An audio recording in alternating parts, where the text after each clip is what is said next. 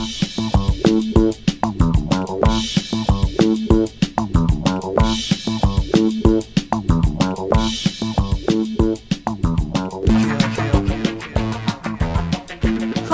welcome to Inside the Moms Club, where being a mom is the coolest place to be. Here in the Moms Club, we believe that what embarrasses you now will make a great story later. And let's face it, if you don't laugh sometimes, you're gonna cry. Join us in having a good laugh together. I'm Monica Samuels. You are now a member of Inside the Moms Club, your private destination for all things mom.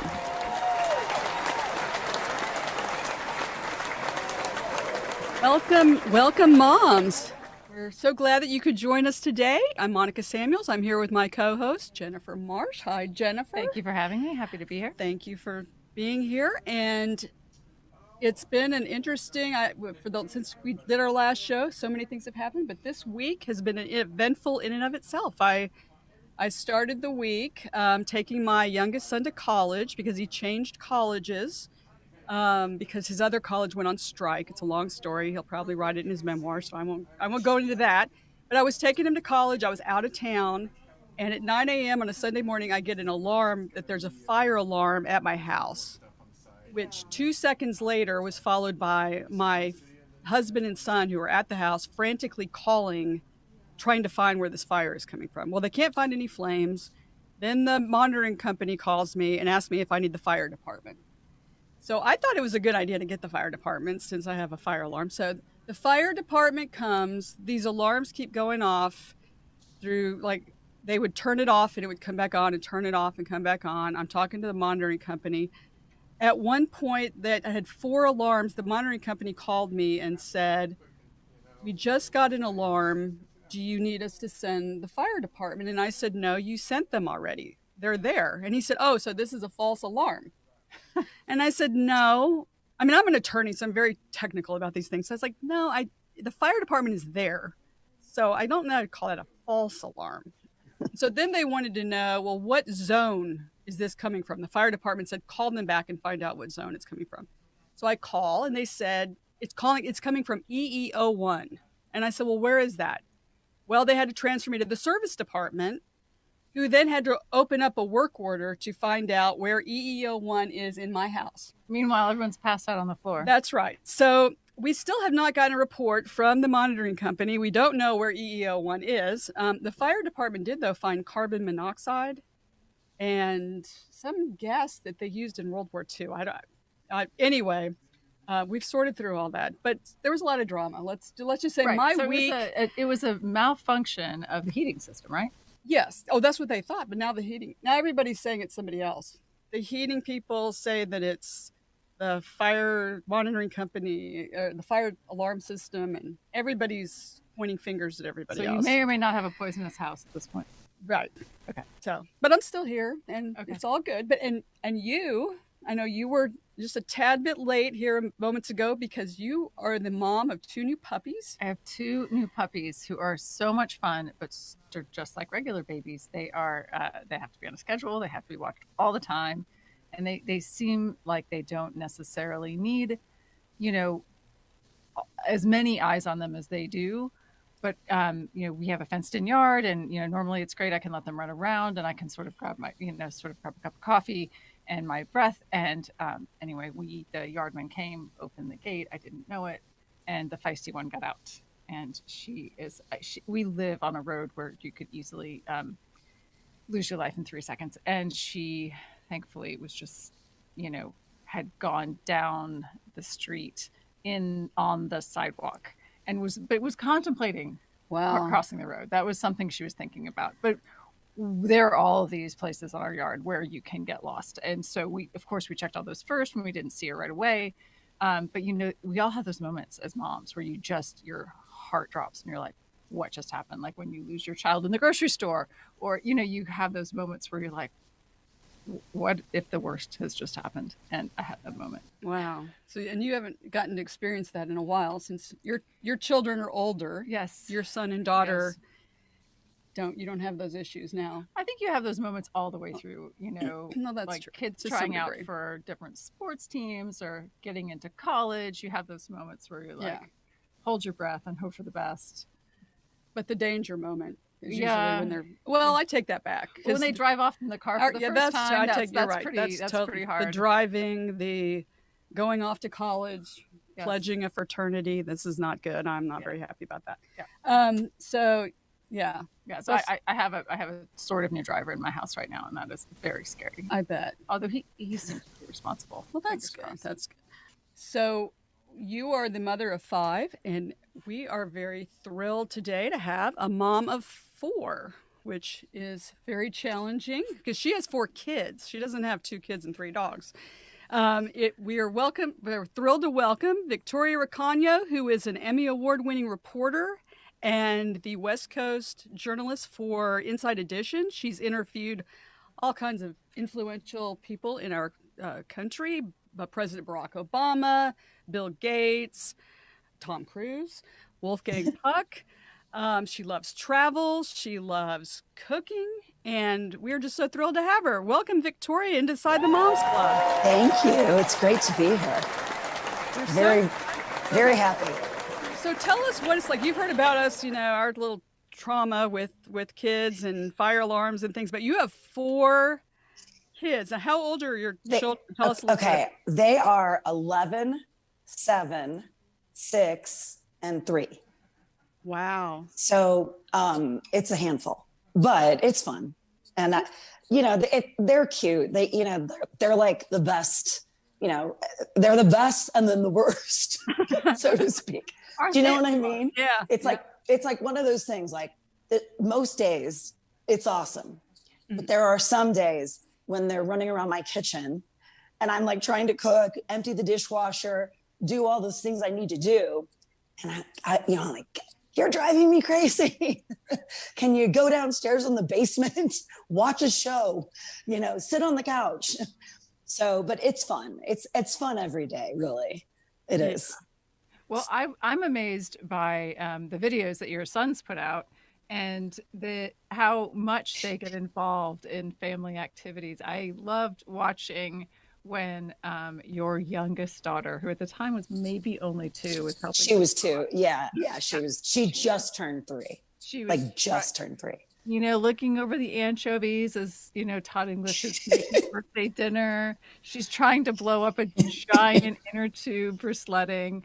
But, you know, she's just as involved as the 11-year-old. And, you know, it's really fun to see the whole age range of like 11-year-old who's really being a great sort of semi. She's an awesome big sister. Yeah, awesome. I yeah. can tell. But I'll tell you that my youngest is the most sophisticated, so to speak, because she was talking your ear off before she was 2. And oh yeah, she loves to, you know, I call her my chatterbox. So it's the motor mouth. Ones grow up so fast because they just want to keep up. And, you know, it's amazing. You spend so much energy on the first one and the last one, they just sort of figure it out. I know. Well, it's funny that you say that because that is the total truth. Like now when things happen, I'm like, oh, it's not a big deal. Don't worry about it. Right. You know, her one thing she always says is like she'll break something. She'll go, but it's okay. She always says it. So she always says, but it's okay. I just think it's funny. But I guess it's probably because I always say it's okay, you know, but it's true because she's the 4th. And my oldest is like Miss Responsibility. So that helps.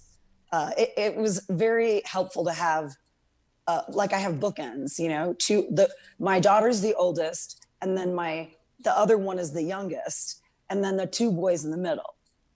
And they can be the best of friends and then also the worst.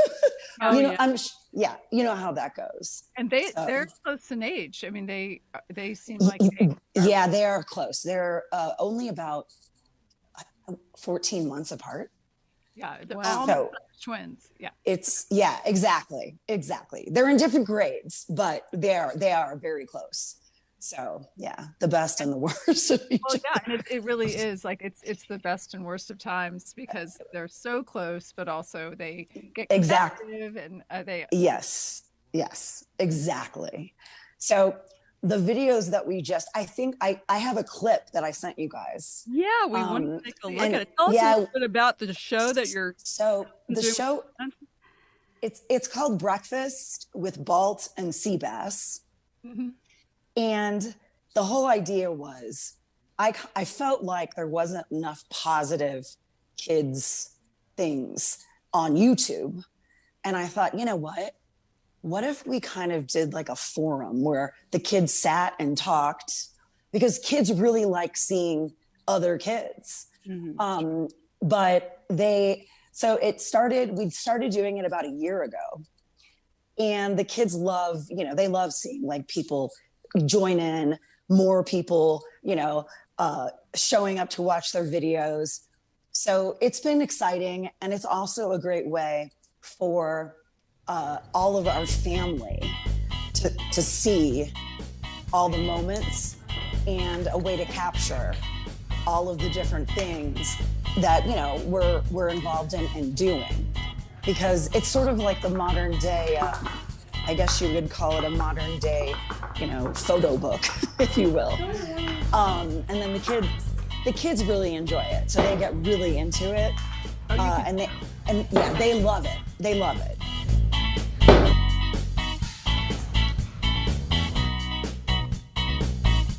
More.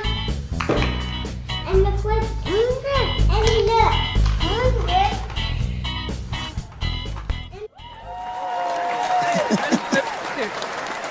And it's great because it is positive and they're all working together, and I love it. How you They're getting manage along. that, I'm very impressed. Yeah, they're talking about the supply demand chain issues, which Yeah, a manufacturing line, everything. They got Exactly. everything in there. And Economics. quality control. Exactly. yeah. Yeah. No, that's But- great. Economics. In a way, it is such a little nugget of how your cute little foursome works, because you've got like the two boys who are busy, and your It's old true. girl who's like making sure the wheels are not falling off the bus, and you've got the littlest who's It's every day. yeah. And she's already such a star. You can tell she loves the camera. Yeah, she's gonna have to have her own show there. Well, my oldest daughter used to always tell me, "Mom, I want to be on TV." And I said, "You do? Why?" And she's like, "Because that's what you do." And I said, "Well, maybe when you're older, we'll discuss it." Because it's like one of those things where I just didn't want to like force her, and push her into something. Yeah. And I thought maybe she was just sort of, seeing it and thinking, "Oh, that's what I'm going to do." And I'm like, just give it time. And now my oldest is kind of shy, but the youngest, you're right. You're very right about that. So she's 11. So you said when she grows up. So now she's 11. She got her own show. But your husband, did he produce? He How did produces. this all come about? Okay, yeah. So my husband is the one that produces all of the videos. Mm-hmm. I mean, I contribute, but he's really the one. He actually writes all the voiceovers for my oldest daughter to read. And he comes up with like the concepts. So, one morning they're going to make crepes. So they make crepes. Another day we'll go and, go sledding. They went on this obstacle course here, and he produces the whole thing, and he's great. He has like the GoPro camera. He's awesome with it. Yeah, we all refer to our husbands as our extra kid, because in a lot of ways, totally. They want to have the kid energy, and they want to like turn off adulting and then just be one of the kids often. 100%. I can see that your husband has that sort of like, he gets to be a kid again doing this and be silly. And he enjoys, he gets to enjoy different activities, and keeps him involved with, their lives and all the things that we all enjoy doing. Mhm. I tend to like stay in the background for the videos, but I have kind of given some direction here and there. And, occasionally, I'll ask them questions and things like that. But he really he's the driving force. So it's been great. It's been great. So are they getting more interested in how you put these things together and how you produce them and how you script them? Yeah, they are. So it keeps them also excited in the mornings when they get up on the weekends. Yep. To say, okay, what's the activity today? And, what are we going to talk about? So it's good. I always say it's sort of like almost like the Today Show for kids, because there's different topics. Yep. Do you know what I'm saying? So, yeah, it's great. I'm like, I think it's fun. So it's a lot of fun for them. And when you let them be involved, I mean, it's really hard to know what kids are going to find interesting. I mean, as parents, right. Imagining what we would find interesting and projecting our thoughts onto them. But at the end of the day, like they when they're in charge, it's so much more, they'll engage their audience so much better than you. Well, and also, it's just a great way to like keep our family like involved in everything. And especially now during, this time with COVID, the connection's still there, which is cool. Great, because with COVID, so many families are trying to find ways to keep their kids entertained and not spending entertained by not sitting on their and off the screen. Yeah, off the screen and doing things. Exactly. And the activities that we're able to do have been very there's a wide range. So that keeps it always ever changing. Oh yeah. Well, you get them out there active. Like I watched one where you were talking about sledding and starting the first cross skiing, which I have to tell you that your youngest son when he first went down the hill was better than I ever have been. And the best, my skiing. He at the time he was 5. So he started at 5. And I was impressed too, because I was like, how is he doing this? Because he's like a little man, Yeah, it takes so much leg strength. I wonder it does. The kids are better at it than adults. They always say you should always learn skiing when you're that age. It's perfect. Yes. So I didn't learn till I was older. And my boyfriend was a ski instructor, so he was going to be the one teaching me how to ski. And all these kids, little 5-year-olds, are whizzing by me. Well, I crashed and ended up having to be taken down the mountain by this very cute ski patrol and then taken to the Snowbird Hospital, where there was another very cute doctor. And I was wearing the most ridiculous thermal underwear that my grandmother had given me that had oh my gosh, and umbrellas on it. That's all. Say you always have to be. Well, and then I was embarrassed. I'm apologizing to the doctor. I said, I usually don't, I'm embarrassed like this, and he's like trying not to. And then they brought in a poor man who was very seriously injured, and so I jumped off the table and hopped out the room by myself. And you're like, anyway, yeah. So I ended up on crutches.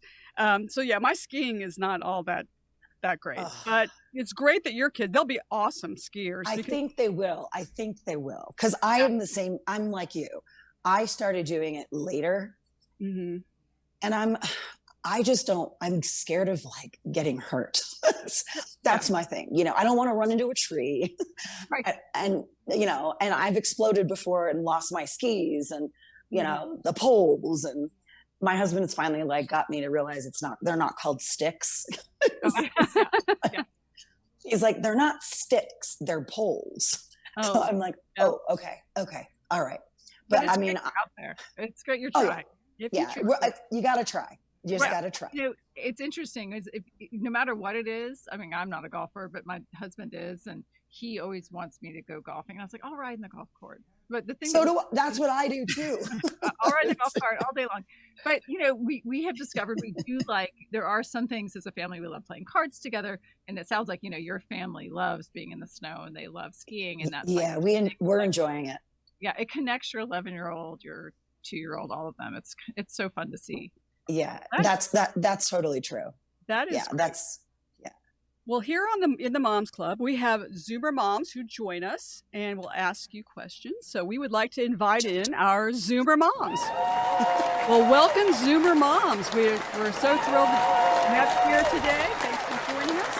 And I'm just going to go around the horn real quick and introduce everybody. We have our charter Zoom mom member, Leslie Harrell, who has co-owner of a title company and the founder of Blitz Concessions and the mother of a son and a daughter. Julie Orchid, who's a nurse who I frequently call on, like every day to make sure I'm not sick, because I'm a hypochondriac, which makes it really rough in this particular time. She has 2 daughters. And Helen Savage from Arlington, Virginia, who is currently entering a new chapter in her life. Her like happens these days, her job was discontinued, and she's the mother of a daughter, an only child, a daughter. So welcome, ladies, and let's ask Victoria some questions. She's been so kind to join us today. Do you have anything to ask Victoria, Julie? I do. I'm so amazed. I got to read about your life and that you have 4 children. I can barely do 2 children. So one of my rules was I don't allow them to talk on their phone in the car. Is there a time during the day that you're like, I absolutely won't look at my phone. My focus is on that. Is it like 4 to 8? How do you manage the chaos? Well, my oldest daughter wants a phone so badly. Oh. But I'm like refusing it. Yeah, I'm holding off. Yeah. Yeah. For you. I'm like, no. So I try to get them to do like different activities like art and that kind of stuff. Coloring. I've bought like a whole bunch of activity books for my boys, just so that it's educational. Do you know what I mean? So that they're not always in front of the television. And I've tried to really stay off my phone and the computer in the morning. And I try doing it only when they're in school, in class. Yeah. Or my youngest is taking a nap. Right. So that helps. You know what I mean? Because otherwise they see you and you're just like buried. You know, you're buried in it. Not present. Yeah, exactly. Yeah, exactly. Yeah. And that's setting a good example too, because I know it's terrible to tell your kids, don't get on the phone, and then both parents are texting during dinner. Right. Oh, that is not okay. Yeah. That doesn't happen. It's so monkey see, monkey do with kids. And it's interesting how so many people are frustrated by the behavior that their children are engaged in, but it is not something they themselves have the discipline to do. Yeah. Well, and it's funny too, like even though like I work in TV, I don't really watch TV. So like I I'll put on the news here and there, but I try not to like be in front of the television too all the time, because I don't like them to be in front of the television all the time. Yeah. So, yeah. Victoria, do you have a favorite celebrity that you look at and you're like, they manage it really well? Like having kids and doing what they do, who you interviewed? That's an interesting question. Because I would have said it was like Katie Holmes and Tom Cruise, but they're not together anymore. That's okay. They work out in that moment. I would have said that. That's fine. Yeah. I just personally happen to like Tom.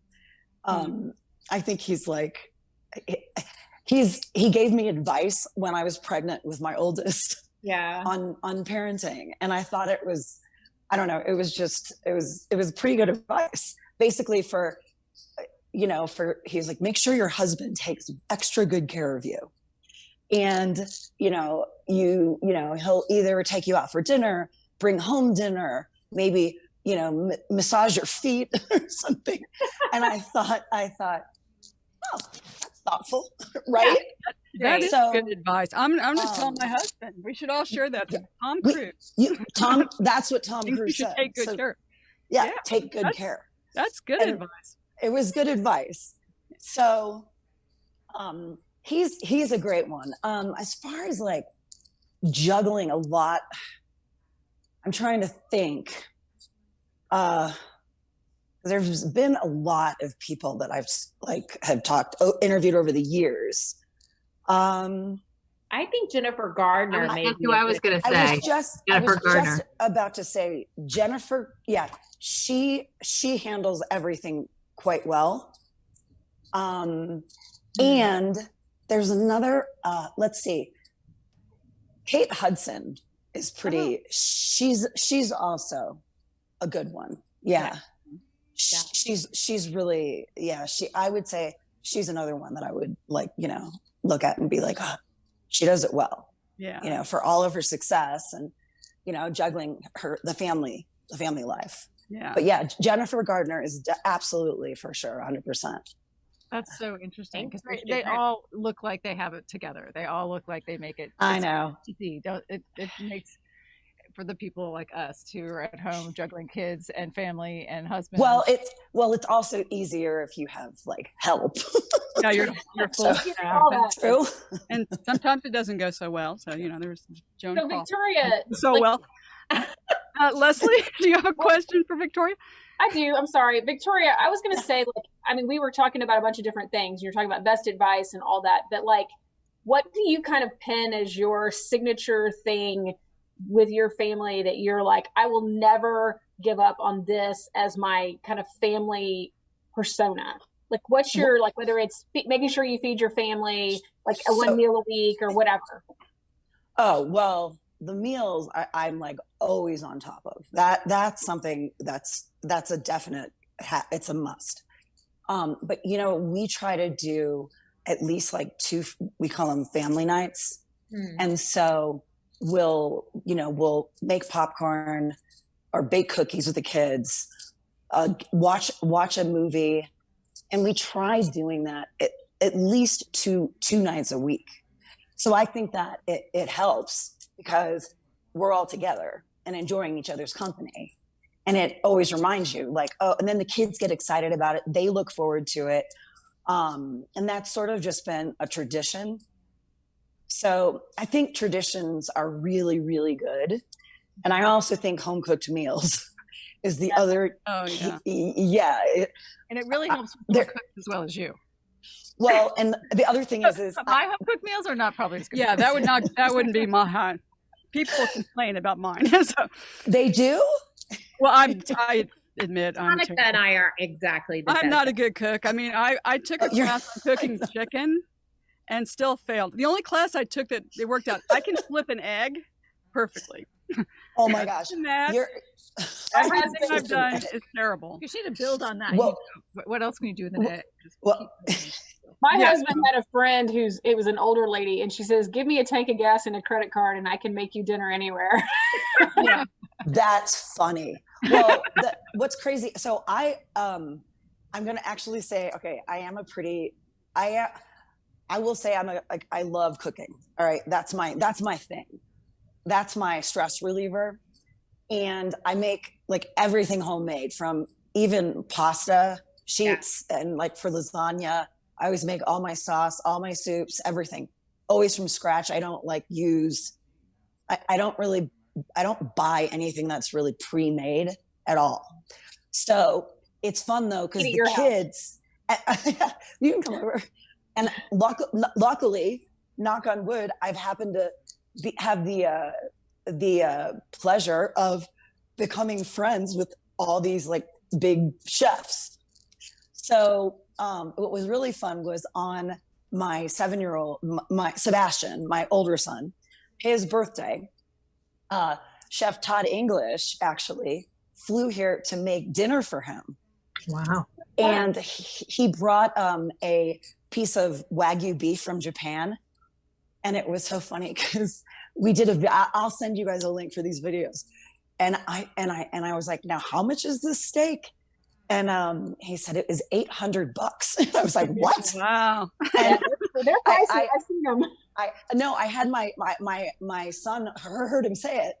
And we go through the grocery store here and he's like, I don't see any pieces of meat that are $800. I was laughing so hard. I go, well, that was a gift. That was a gift. And I said, that was a treat. That's what I told him.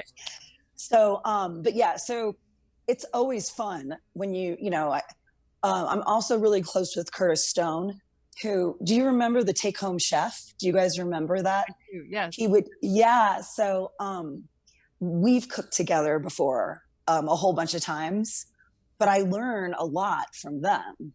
Mm-hmm. Because, I'm in the kitchen as their sort of assistant, but you do learn a lot when you're cooking with, some of these, well-known names. Mm-hmm. So I feel like fortunate enough, but part of it is that, I've done a lot of interviews too, with all of them. So that's kind of how it just developed the friendship, the relationship. Yeah. But yeah, and then get tips. It's fun to watch, when you're the assistant and your kids are the assistant to the assistant. Yes. Take like the brains out of the anchovies. Yes, correct. Well, Helen, That's do you so have funny. a quick question for? Well, I love to cook as well, Victoria. And I only have one child and an always hungry husband. So how do you find time to do? I love to make my own stock, and stirring risotto is therapy Yes. for me. But, Yes.